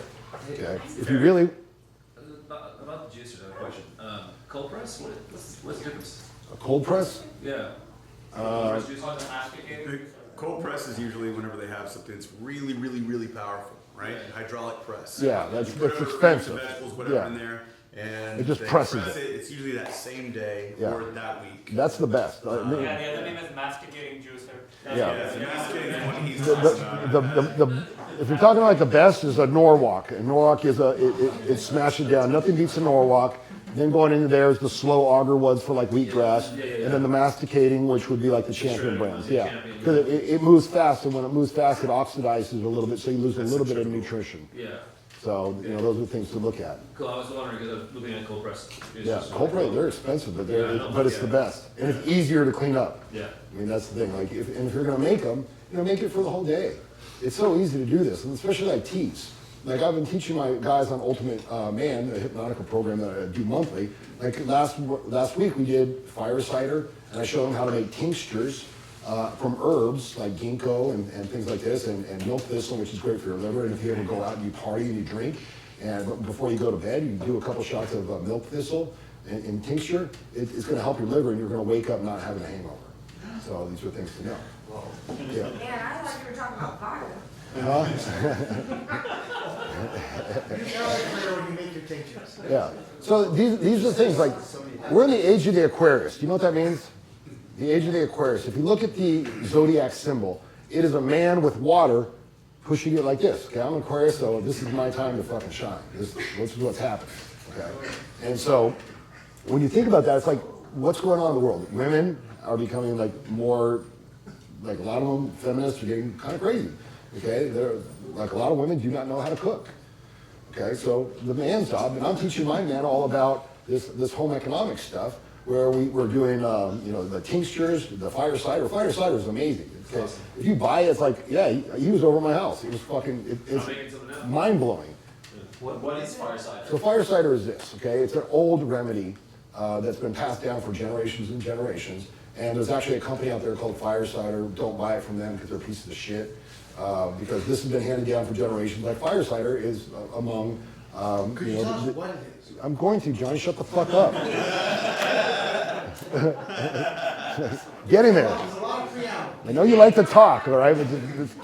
All right, you had plenty of talk during Garrett's thing. Now shush, all right? I didn't know how you feel left out. You did it. You let him left out. Jesus. Yeah, touche, huh? You gotta talk for a good 2 hours like a real champ. I'm talking, but you keep on interrupting. All right, so fire cider is this, and it costs like 70 gallons for this. But the bottom line is don't buy it from them because, you know, imagine like it's been passed down for generations. They trademarked it, which they shouldn't have been able to do. And now they're suing people that they can't use that name. It's fucked up. That's a bullshit, shady shit. But what it is you take if you make it in a big batch. Okay, like spend some time, and women love this shit. Like you're like, I'm gonna make some fire cider. They'll come over. Like I have like little classes. Like last week I had like 5 girls over, and we're chopping horseradish together and things like this. And so what it is you get like a mason jar. You can get like 2 of those, ones like this, and you put about 1/3 of it is gonna be horseradish. So you get a horseradish root, you cut it up. Okay, then you do another 1/3 of garlic. Cut that garlic up, throw it in there. Okay, then you do onions, throw little onions in there. And you can go crazy with the heat if you want. You can go with I put ghost peppers in there, jalapeno peppers in there. I put like spices in there as far as like peppers, ground peppers and things like this. I put turmeric, I put cayenne pepper, and there's a few other things. Turmeric. Do you use a lot of turmeric? Yeah, turmeric's amazing. Yeah, all of it. And what you do is you just let it sit for basically 30 days. Okay. Do you add a liquid to it, or it's all just? Yeah. So when you put it all in, it's all stacked up. Then you just pour the apple cider vinegar, and you want to make sure it's like the Bragg's one. It's got to have don't get the distilled vinegar that's white vinegar. You want the Bragg's organic one that has what they call like the mother in it. And you pour that in there, and I'm telling you, when you do that in the morning, like you wake up and you do that, it's got so many antimicrobial stuff. It is amazing. Do you drink it after 30 days? Yeah. So at 30 days. Yeah, 30 days, man. You pour it in your little bottles and you just do like 1 ounce a day. Like I do 3 ounces a day. Okay. I like it. It's fucking amazing. It's like a V8, spicy V8 juice, and it actually adds a lot of flavor to your green juices. So I put it on my green juice. It adds into your soups. When I put that shit in there, it's amazing tasting. All right, and so I do it for like maybe cost me $20 in materials. Where if they want you to buy it, it's like 70. But it's something that's so incredibly good. When people come over to the house, I'm always offering it to them. Like, it's mind-blowing, huh? Yeah, I've been making it down. So you're getting all this stuff that's in there, like garlic and all that. It's amazing for you. Huh? You're lactating? There's so many hectares in there. I know. Leave me alone. Yeah. Trying to I'm going to raise my hand, too, for questions. I don't deserve this on my birthday. What the fuck? It's my motherfucking birthday. Trying to teach you. Filter the stuff out before you do it, or you let So you just let it sit there, and you'll know because you can see it's getting darker and darker, and it's extracting. It's an amazing process. Then all you do is you get like one of those little, just like a mesh screen. You can buy those little things you filter, and just pour it in there, and you got So then it's pure liquid. Pure liquid. That's what you okay. Yeah, so you just filter it right there, and you can even eat like the roots and shit afterwards because they're softer and they're very easily digestible. You just eat them. It's great. So that's one thing you do. Now let's talk about milk thistle. Amazing for the liver. Like the liver is one of the most powerful things there are, and it's one of the only organs that really regenerates itself. Okay, it takes I think it's I want to say 7 weeks. I could be off. Could be 4 weeks to regenerate itself. But think about it. The liver's what's like getting rid of all the toxins. It's like the general manager, okay, of your system. All right. So it's going through and it's doing that. With all the toxins that are in the air, with everything like that, your liver is overloaded. So milk thistle is something that you could do every single day, and it's not going to bother you. Okay, it's not going to get toxic on you, and it's going to help your liver. So if you go out and drink and you have milk thistle, do it. Okay, and this is how hard it is. Okay, think about this. It costs like $15 for a little. You ever seen those little tinctures if you go to the health stores and it's like an eyedropper? You ever seen those little things for about 2 ounces? 2 ounces cost about $15 to $17 in milk thistle. All right. I can go in for $6, buy 6, maybe 12, in between there, a pound of milk thistle seeds. And all you do is you basically put, like let's say you have a mason jar like this big. You fill it about 1/3 of milk thistle seeds, and then you put alcohol in there. God, she's showing me. All right, I'm looking at boobs and vagina right now. Thank you. I did that during my talk. It's not your birthday. Yeah, that's the first time I've ever seen vagina and titties when I'm talking. But it's my birthday. It only took me 45 years. I learned something new. Threw me off a little bit. I got thrown off. I'm gonna have to give her $100. I have this rule: if you can throw me off, I'll give you $100. She may have earned $100.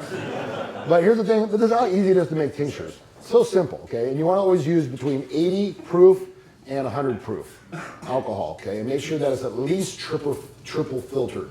The more it's filtered, the better, all right? So that's going to cost you for a bottle this big about $20, all right? Did you mean 80% or 80? 80 proof, 80 proof, so not 80%. So 80 proof to 100 proof. And then what you do is you get a mason jar, so you fill it up with about that much milk thistle, okay? And then you just fill it so that the alcohol covers it. And you want it through to maybe about an inch above it, all right? So an inch above it, you want to go with the alcohol so that everything's submerged, and you do that. And you want to check it the next day, because sometimes if you have herbs in there, it absorbs it, so all of a sudden you may have to add a little bit. But if you can get it to the point where the alcohol, when you're looking at it, is 1 inch above the herb, then you know it's good. And then you just put that away, you date it, make sure you date it, what it is, then you just put it on the shelf. And then 4 weeks later, what you do is you just get like a mesh bag, and you basically just squeeze it out and strain it. Now, I did that with red clover last week, and it cost me like $10 with all the material, okay, because I only used a small one. I had this big jar of vodka, and I made, I think it was 10 2-ounce bottles, which is like almost a year's worth for $10. That would have cost me a couple $100. So these are things, when you become informed like this, okay, women, love to talk about this. When I'm in a conversation with women, I'm talking about making tinctures and making elixirs and talking about chaga tea and all these things. Women love to talk about this. And when I can show her in the kitchen, you're like preparing and stuff like this, and you're like, let me show you, trump that shit. You're all close to her, and you're talking about that kind of stuff. It's an amazing thing. Most guys don't do this. It's about being an extraordinary type of guy and saving money in the long run. This is about your health. So think about it. Every night you do milk thistle, and it's repairing your liver, which is already overburdened in this society because of all the crap we're eating. So take care of your liver. That's the most important thing that there is. All right? And your body always is rejuvenating itself. It wants to heal. It wants to do good. Okay? But you have to give it the basic requirements so that you can do and get healthy. The way I'm presenting it, doesn't it just seem simple? Like it doesn't take anything, but you're going to save massive. Difficult. It's not difficult. Well, I mean, to change your habits and. If you want to make it difficult to change your habits, well, you just change them. I mean, It's really a mindset, man. it's all a mindset. Like, and listen, all you got to do is say, okay, I'm going to make a tincture. Can you learn how to make a tincture? Boom, it's in your neurology. It's in your system. That's not hard. You do one thing a week. One thing a week is amazing. What do you do with a heavy travel schedule? So half the time I'm on the road. I would love to take a heavy travel schedule and fast. Like fasting is amazing for you. Like fasting is incredible. You can. But in terms of like going to airports and stuff, and like being able to take food or stuff with you, sometimes it's kind of restricted about what you can actually take. Well, if you're intermittent fasting like I am, like I said, like I only eat in a 4-hour window once a day sometimes. Like you can find that time to think all the time you're saving, all the time you're saving, all the extra money you're saving by not eating as much but good nutritional food. So when you're traveling, you're going to have a moment where you get to a place where they usually have like wraps and stuff. And if you're traveling to major cities, they usually got one health store usually around. That's what I do. That's the first thing I did when I got to Vegas. I drove to Whole Foods. I got me a green drink. I stacked up. I got my arugula and stuff like this, which would be amazing salad if I found some Himalayan salt. Like arugula salad, you just put like olive oil on it, put a lemon, squeeze it, and throw some Himalayan salt. It's an amazing salad. You don't think it would taste good, but it's amazing. It's all about saying, you know what, But you made time for it, did a quick food run, and we were all here hanging out, and he just had his 2 bags, and he goes, hey, I gotta check in my room real quick and throw this in the fridge. Yeah. And that was the work, that was the prep work. It was Yeah. less time than normal people go to the grocery store. Yeah, or like I said, if you fast once a week, 1 day a week, okay? Like most people are like, how am I gonna do it? 10-day fast, and they do it maybe once a year, okay? That's good. It's way better than most people. But if you just find like let's say the Bible, on the 7th day God rested, okay? Well, rest your digestive system. So what you do is on the 7th day, you just fast. And so in the course of a year, instead of doing like really hard 10-day fast twice, you fasted 52 days out of a year. You've given your body, like you said, it's constantly digesting. It's always working. Like, give it a break. So there's another level. So if you're going on a trip, it depends on for how many days, say, you know what, I'm going to fast for 2 days every time I go on a trip. When you get there, go to a health food store and say, you know what, this is what I'm going to do. Like intermittent fasting. Like, I'm strong. You'll realize the healthier you are and the better sleep you have when you intermittent fasting, you're not tired at all because your body, when it's eating 3 times a day, is always digesting it. And like I said, it takes about 1,000 calories to digest. It's like the energy that you're using. Most people, like I said, and then when you're not absorbing the nutrients, you feel crappy. Like however you feel right now, I guarantee if you did a 7-day green juice fast, you'd be wondering what the fuck, why am I? Like it's so simple. Okay, and after 3 days, like anytime I binged in the past, you have like the sugar addiction. After 3 days, you will not crave sugar. The half-life for sugar cravings is about 3 days. So after that, like you'll look at food and you're like, no, I just don't even want that. Like I don't want chips and shit like this. Okay, like I said, I said this the other day when I did my little American Manifesto talk. I've done like most psychedelics. I've done most drugs. Okay, I know what addiction feels like. I'm fucking terrified to eat processed food. Because when I eat like a Pizza Hut, next 3 days I'm fucking binging. You ever notice that when you eat that kind of food? They have so many chemicals in there. They got the salt, the oil, the sugars. They have every major corporation that's out there has a scientist that their number one job is to find out to put the chemicals in there that make it addicting so that you eat more. The MSG, all that kind of stuff. Makes you hungrier, burns out your cells. It's called they're called excitotoxins. Right? And they make you like want to eat. So I'm terrified. Like it's crazy. Like I'm scared of Pizza Hut. You know, over a drug. That's how many chemicals are in this. It's mind blowing. So I just want to make this point because I want you guys to really start to rethink the way that you think about the nutrition part of it, and look at yourself and go, you know, like you may not even feel good. You may be even too tired to even think about this. But the point is, like, if you give yourself that 3-day little fast, which every man should do anyways, because it builds discipline, it builds, you know, the capability to push yourself beyond, and you give your body a break a little bit, so that you're not controlled. You're not one of these clones walking around, you know, wanting to eat all the time. Like, you know, separate yourself. That's how we're going to do things.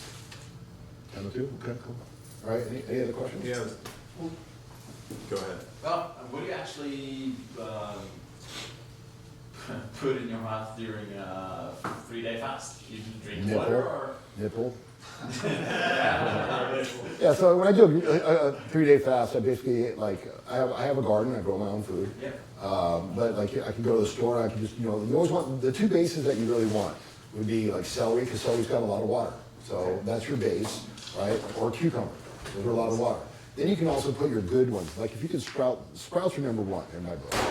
You're allowed to eat that during a fast? What? The celery? No, you juice them. Okay. So you're doing a juice fast? Okay, yeah, it's a juice fast. Okay, Yeah, so juice that's fast. what Yeah. you're talking about, Yeah. instead of I'm not a big eating- fan of water fast. Okay. Because, you know, I want my body to have if you want to suffer, okay, like if you want to suffer, then do a water fast. Okay, it's an extreme level of detoxing. It releases a lot of toxins. I'll give you that, yeah, for sure. But do you want to enjoy the detoxing process, or do you want to suffer through it? Exactly. So you can do it and feel incredible. Like a guy named Tim Sawyer, he's the guy doing my music right now for the song. I just did that Patriot Anarchy. He's on 17 days of a fast, and he's like, Eric, I challenged him. He's like, Eric, I've never had this clarity before. He doesn't even know what to do because this is such a new way of thinking for him and the way he feels. And when you're talking about fast now, you're talking about instead of eating, like, especially for us, then instead of eating regular, but you're eating juice. Drinking. Yeah, all the things that you say that you eat, all that you juice them before you actually digest them. Well, you have to juice so you juice them into the water, and then you drink them, swish them around in your mouth a little bit. Like a lot of people don't understand this. Like you want your digestive enzymes to be active in your stomach. So this is 80% of the digestion begins in your mouth. So swish it around in your mouth. They say like you chew your drink, okay, and eat your. Wait, I mean it's reverse. It's like eat your drink and chew your food. Oh, I forgot it. Anyways, drink your food, okay, chew your drink. So Johnny's doing the opposite, right? No. But you drink your food because you chew it so much? Training, that's the... You're basically, you're letting your mouth know, like, if it's going to release the digestive enzymes to digest it, like, why carry it down when you're not getting the perfect secretions, the proportions of digestive enzymes going into your stomach to digest it, so you swish it around a little bit, and you let your mouth know, hey, this is what's going down. So your body's like, okay, cool, I'm going to make the digestive enzymes to absorb it, because it's not the food that you eat, it's the food that you absorb for healthy nutrition. Because I'm just struggling with the concept of fasting. Why do you call it fasting if you're just eating the same stuff, but you juice it? Juice fest. It's a juice fest because your body isn't sitting there masculating it inside. It's not working. Yeah, it's just my. It's just absorbing. Yeah, it's just absorbing. So you juice it, your body doesn't have to. There's like almost no energy, huh? You'll work for it to digest it. It's 99%. Yes, you're doing the work for it, and all you do is just let your body absorb it. And when it's healthy and you're not mixing it with anything, you're not doing anything. All of a sudden, your body's like, finally, I can get some nutrition. Like I'll take this up easily. Like it takes like 15, 20 minutes for wheatgrass and stuff like that to absorb in your body. You know, here's the thing with greens. Okay, like think about wheatgrass and chlorophyll. It's plant blood. So when you're juicing, it's basically plant blood. Right? It is exact same structure as blood, except for one difference. Okay, there's an iron molecule and a magnesium molecule. Okay, the magnesium molecule, and I may flip this up again. It could be opposite reverse. The one with magnesium molecule is for men. It's blood for man. Okay, and the only thing that's different is exactly the same. Iron is in plants. So you can actually give yourself like a blood transfusion. It's exactly the same, except for one's magnesium in the center, one's iron. Completely there. So doesn't that kind of just even that going, well, if this is almost exact, maybe I should be eating this, drinking this. You said that women need to know how to cook. What was the argument? Did you say? I tell guys this: if your woman don't know how to cook, dump her. She's a dump. Trash. I don't care how. Here's my theory behind it. Yeah. Okay. If you're going to get involved with a woman who can't have basic kitchen skills, and you should have basic kitchen skills too. Yeah. Okay. Bottom line. Okay. Think about this. What is she going to do? She's going to feed your kid fast food. She's going to feed your kid processed food. You want a woman who cares enough about herself to care enough about your kids to be able to offer homemade cooking. And it's got nothing to do with women, it's like your companion. No, it's like your companion. Exactly. You know, like you want your companion to be someone who cares about the health of you. Okay, and it works out well. When I'm juicing in the kitchen and I have like, when I had the two girls, I had my wife and I had the girlfriend, and we were juicing. It was like all three of them were there. And it was so cool because I'd go down and get the stuff. One would wash it, and one would juice it. You know, and it was, but it was simple and it worked out really well. That's why, so like, or you could just do it this way, or it could be like, okay, I'll make the morning juice, because juicing 3 times a day takes time. It's burdensome. So if you have 3 girls, okay, or 2 girls and you, it's simple. I can easily make a green juice. Okay, so when I do it, I feel good about giving the green juice to them. Okay, then next, it's her job. She's got to do one a day, and the other one's got. When you're doing 3 green juices a day, you're like in the 1% of most people on the earth.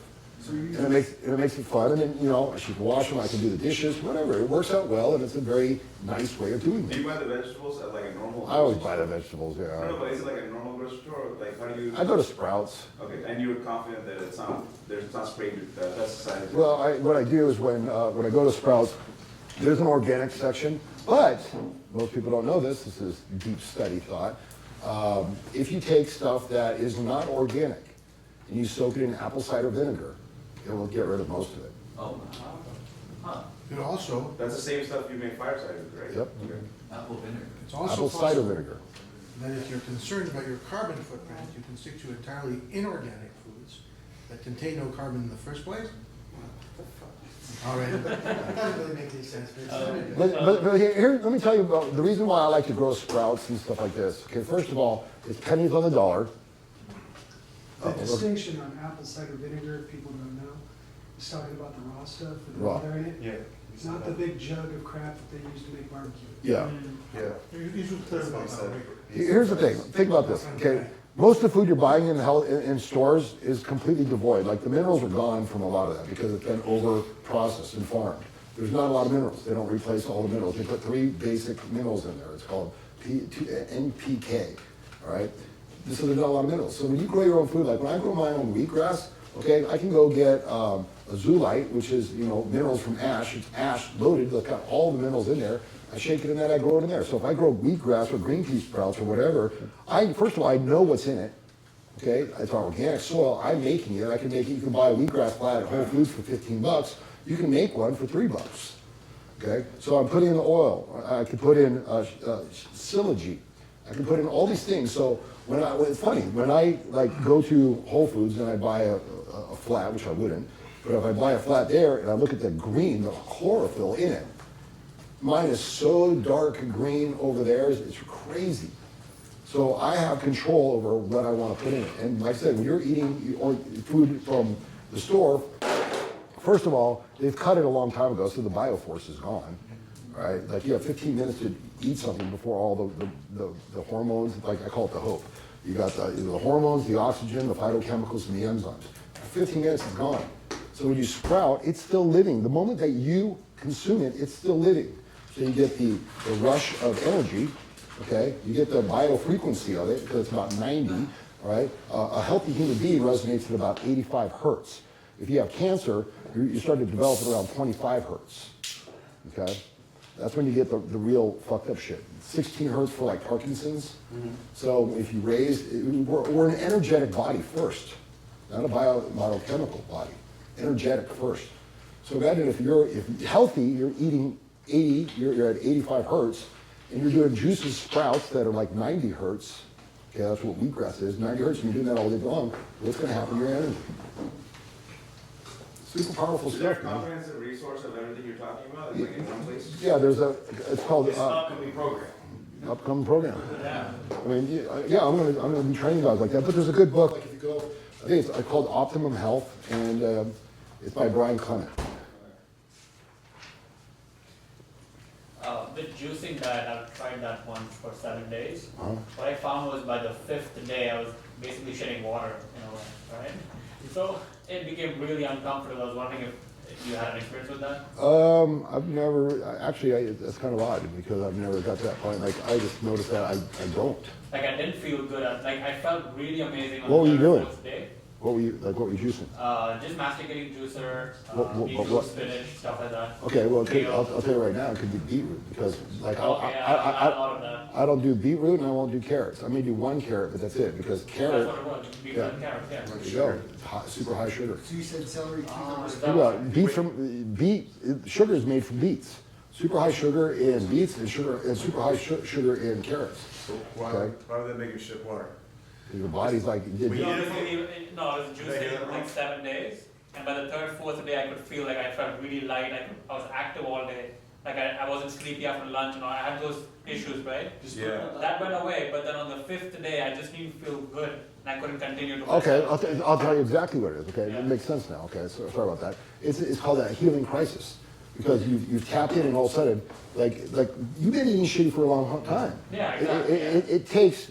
If you're eating super clean and you're doing juicing for 3 weeks, 80% of the toxins will be out of you. Right. Okay, it can take years to get to the other 20%. So like you always feel shitty. Like around day, if you're doing like a Hippocrates center, okay, it's a great center for healing. First week people feel like shit. Second week they feel worse. Okay, but you can also feel good. But you're going to have moments where all of a sudden it's releasing the toxins into your bloodstream because it's detoxifying you. The reason you feel like shit is because a lot of toxins are being released in the bloodstream. Your liver has to process it. That's why people feel that. They call it a healing crisis. And I had one at 4 weeks. I was doing fine, and then boom, 4 weeks, man, I busted out. I was in a sweat, like sick. And then in the morning, I was completely fine.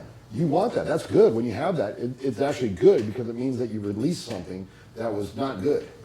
Because it used to happen, like I'm in the office and I need to go to the washroom right away because it was Yeah, like, it's a healing crisis. It's a stomach upset. It's a healing crisis. So when you say carrots and beetroots, super high sugar. So what would you do? I do the celery, and I do the wheatgrass. Yeah, I do sprouts too. Okay. You can make it anything. You can juice kale. You can juice any of the greens. Any of the greens are going to be better than anything else. Okay. But when you learn to grow it, like I said, sprouts. Sprouts are pennies on the dollar. It's crazy. You can eat the healthiest fucking food for the cheapest. It's like so simple. Yeah. You want to eat healthy? Eat the cheapest. Like a pound? How much do you think a pound of lentils cost? Under 5, I guess. Okay, under 5. Now, when you make a pound, because 1 pound equals 10 pounds of food when it's actually like sprouted, okay, because it grows, it beats itself up. How long do you think it's going to take you to eat 10 pounds? 50 cents a meal. 50 cents a meal. So it's about saving money as well. And you're saving money and you're healthier than most people on the planet. Okay, so think about these things. Like you can do sprouts in a window with a mason jar. Simple. Did you have that picture of the bags of frozen sprouts? Was that you? I don't think so. Okay, I'm gonna Joe Rogan. Are you able to, if you grow them, they're right, they're ready, can you freeze them and stock them? You can, but it's not going to be as powerful as it is. I mean, that's it. Like you just cut it, put it in the juicer, drink. Okay. You have 15 minutes for that. So I noticed that you keep talking about, people's bodies that don't absorb nutrients, right? And one of the things you obviously need to have for that is proper flora, right? Are there probiotics? Is there food that you eat, or what do you do? I actually make my own sauerkraut. So I do sauerkraut. If you do, it's easy, it's cool, and women like to do it. Yeah, and we kimchi also. Like think about this. If I'm in a conversation with a woman, all right, and I'm talking to one guy trying to play his game, and I'm talking about herbs and shit like this, who do you think she's going to listen to? Like, who's more interesting to her? Me. When I say, hey, Nick, you know what I'm going to bring you next week? I'm going to bring you a can of my fucking sauerkraut that I make myself. You know what I'm going to do? I'm going to make you a tincture, okay? I'm going to give you some of my fire cider. Okay? It's the truth. Like, listen, and the reason why it works on this level is because women unconsciously want security. So they have a guy who's not really offering. What is more secure than a man who's going to make sure that her kids are super healthy? So a man who's educated in health, that is eating properly, okay, that's an attractive man. He's a good provider. A good provider. So there's a lot more to this. I'm not just talking about health, okay? When you become like, super chef self, you're kicking ass. Women will listen to you. Like think about this. Because I've been teaching my guys about elixirs and tonics and stuff like this. So this guy's got a Coke over here, and I have a special little bottle. It's all it keeps it all cold and stuff, and looks all nice. And I'm like, what's that? I go, oh, this is my chaga tea, and stuff like this. Or this is my faux tea, which is a tea. And they're like, oh, what's that? Well, it does this. And women love to talk about that. Okay, so, why not drink teas all day? You can drink teas that are good for a man's system to balance out his hormones, to help him, with more vitality. So why drink a Coke? Why drink water? You can have an amazing tea. It's just so simple. We've just been so programmed to eat crappy. And like I said, it's not hard. It does take time to integrate this, okay? I want to be clear about that. All right? It's taken me 5 years easily to get this. And even the gurus, all the gurus that teach health say it took them about 5 years to completely integrate this because it's such a change. So, I drink kombucha every day, and Kombucha's terrible for you. Well, I mean, I've heard that, and I've heard the opposite too. Who do you hear that from? People that sell kombucha. Kombucha has alcohol in it. Sure, it's acidic. It's got like a fungi in it that's got sugar, which feeds itself. They're like, man, she makes kombucha. I go, do what you want. Kombucha's not great for you. So because of the acidity, right? It's got acidity, but it's also got like lots of sugar in it. Okay, and it's a fungi, as far as that goes. Well, the good thing about it is the probiotics. It's the sugar. And compared to sauerkraut? Sauerkraut, all you have to do, like I can make it takes me 3 days to make sauerkraut, and I have like 9 mason jars. And I hand them out to friends and stuff like this. Like you can make anything that ferments, okay, it's gonna have the probiotics in it. So if you want to replace the 16 ounces of kombucha in terms of probiotics, would that be about a bowl of? No. All you gotta be like less than a teaspoon of sauerkraut. Like if you eat a tablespoon of a tablespoon of sauerkraut before every meal, you're doing fine. You're gonna be just fine. Eating your eggs, man, it's fucking, it's awesome. So. One day, our plan is to go to dinner and then afterwards Okay. talking about it. All right, let me take one more question and then we'll wrap this up. Sauna, a distiller, okay? A sauna, a distiller, and a juicer. All right, and let me just finish up on the distiller. You're gonna hear people say, oh, it leaches chemicals or it leaches, minerals from you, blah, blah, blah. It doesn't. It's pure water. It's the healthiest water on the planet. Like filters, like double osmosis systems and stuff like that, reverse osmosis, okay? It can't get out all the drugs that are in the system. Women piss. What do they piss? Birth control shit. So it's in the system. They're tested. There's like 3,000 chemicals in water that they're testing that cannot be filtered through that. So get a distiller. It is a little expensive. It can be about, for a good one, you're going to pay $700 to $1,000. But this is going to be with you forever, right? Is that the thing that hooks up to the house, or You can hook it right up to the house, to the hose. It can be automatic. That's what I like to do. It's just the automatic one. So you have the hose piss into it and it comes out pure water? It could. Although you could do urine therapy and drink that too. It's sterile. So everything in the house is You're in trouble. Yeah. Is that what you're saying? Well, it runs. It's like a tabletop one, right? Or in the kitchen? It's kind of a bigger one. I had the tabletop, but it just wasn't enough because everyone. It's not like a water softener that's in the garage. Yeah. It doesn't go through every faucet. It's just through the drinking water. And then if you're really worried about the minerals, okay, you got colloidal minerals, which are the trace minerals. Yeah. Okay, so if you're really worried about it, you get your distilled water, which is perfect, and you just put some colloidal minerals in it. Now you got bioavailable minerals that your body will absorb. What's the one you use? It's called Durastill. Or you can put Himalayan salt in, right? Well, Himalayan salt, Himalayan salt is inorganic to a degree. So there are a lot of minerals in it, but it's inorganic.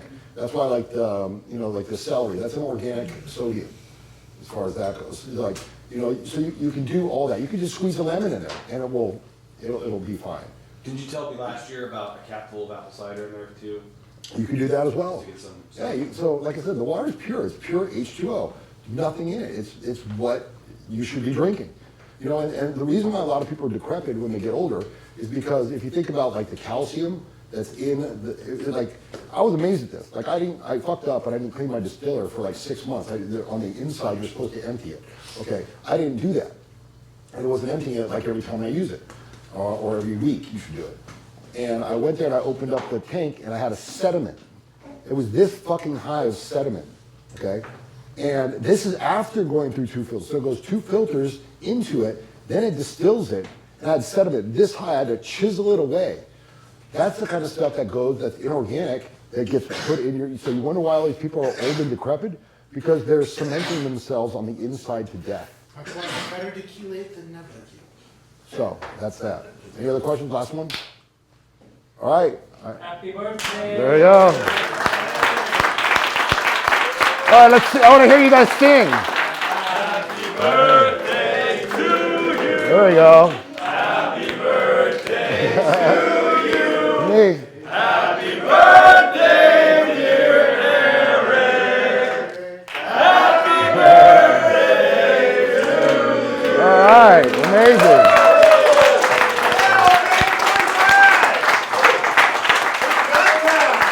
I'm going to make a mix of this and put it out there. All right, I guess it's time to go eat. Let's go. Now, wait, real quick. Feel your energy now. From when we first started. I know you guys all feel better, right? Yep. The energy's raised in the room, isn't it? Dark might be dead, I don't know. There you guys. You guys were dying before. A little bit of exercise, a little bit of pump, and bathing in my aura. Go get them. Now you're ready to get fucking pussy. All right, so go get them.